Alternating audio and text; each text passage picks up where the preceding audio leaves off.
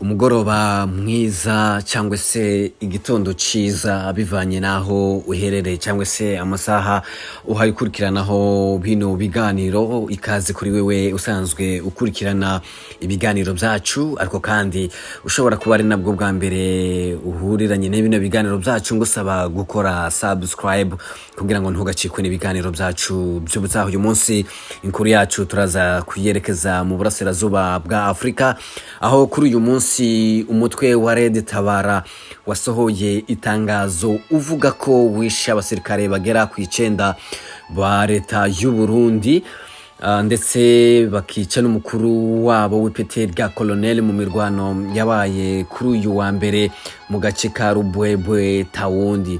Umuvugizi w'uwo mutwe wa Red Tabara yatangaje amashusho y'ibikoresho bitandukanye bya gisirikare n'amakarita make aranga abantu, avuga ko ari byambuwe abasirikare b'u Burundi mu mirwano yabaye kuri uyu wa mbere.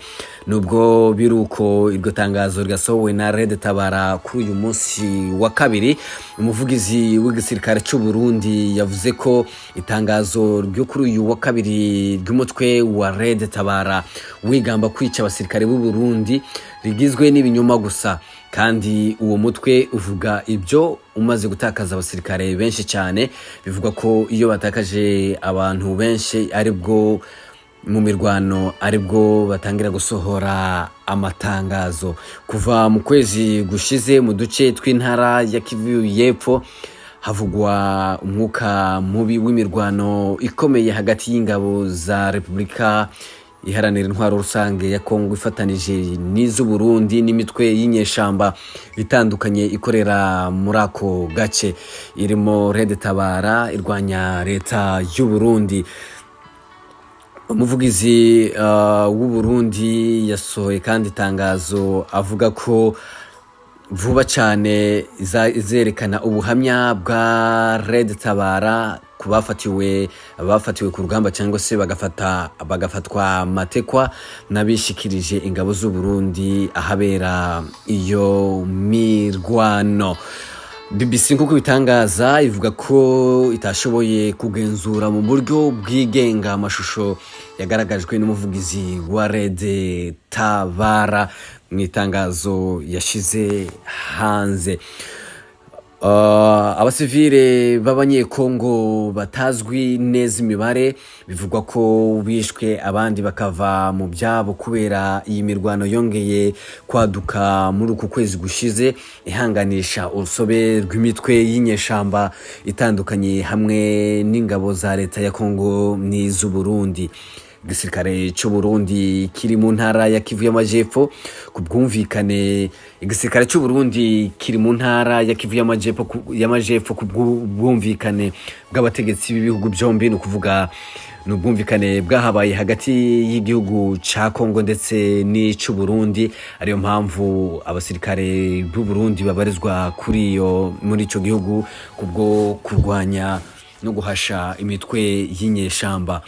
Mu ntangiriro z'umwaka wa 2021 imiryango itegamiye kuri leta muri Kivu y'Amajepfo yavuze ko ingabo z'u Burundi zabonetse muri iyi ntara zikurikiye inyeshamba za Red Tabara. Ico gihe igisirikare cy'u Burundi cyarahakanye ayo makuru. Mu kwezi kwa karindwi umwaka wa 2021 President Felix Tshisekedi yakiriye Kinshasa mugenzi we Evariste Ndayishimiye, President w'u Burundi.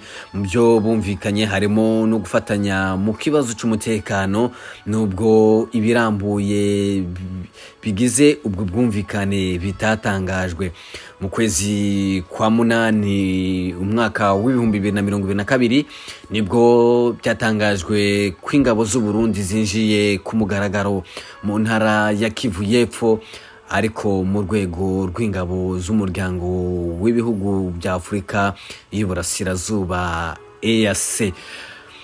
Umutwe wa Red Tabara n'umwe mu mitwe y'abanyamahanga nka FDLR urwanya leta y'u Rwanda, ADF urwanya leta ya Uganda imaze imyaka ikorera ku butaka bwa Kongo. Abenshi mu banyekongo bamaze gutakaza ibyabo, abenshi bamaze gusiga ubuzima ku mirwano ndetse n'umutekano mukeya ubarizwa muri Kivu ya Majepfo ndetse no mu zindi ntara na za Nord Kivu. Ni imirwano ihanganisha inyeshamba ndetse na leta ya Kongo.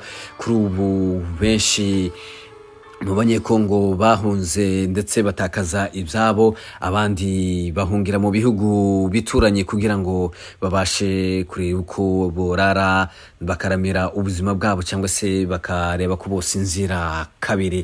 Nayo makuru twabashikirije kuri uyu munsi, tushimiye mwe mwese mwari muyateze yombi, tubabwira ko ibiganiro byacu bikomeza naho butaha.